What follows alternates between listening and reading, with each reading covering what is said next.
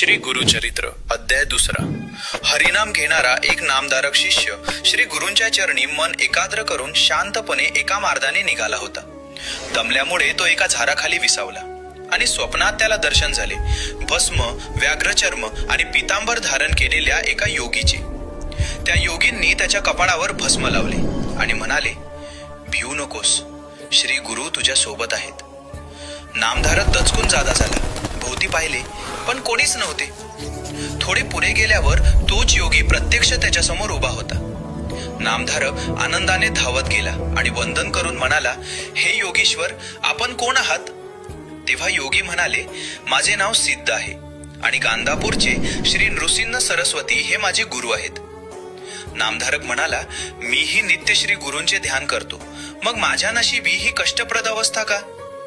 यानंतर सिद्धांनी वेदधर्म आणि संदीपकाची अद्भुत कथा सांगितली. वेदधर्मगुरु आजारी कुष्ठरोगी झाले. त्यांचा स्वभाव कठोर झाला, पण शिष्य संदीपकाने कधी सेवा सोडली नाही. अत्यंत निष्ठेने, प्रेमाने त्याने गुरूंची सेवा केली. त्याच्या सेवेनं प्रसन्न होऊन भगवान शंकर आणि विष्णूही प्रकटले. पण संदीपकाने काहीही मागितले नाही, फक्त एकच वर मागितला, माझी गुरुभक्ती अखंड वाढत राहो.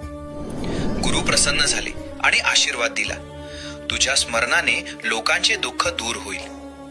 दुसऱ्या अध्यायातील शिकवण आहे ती अशी की गुरुभक्तीपेक्षा मोठे काहीच नाही. गुरूंच्या चरणी जो शरण जातो त्याला कधीच दुःख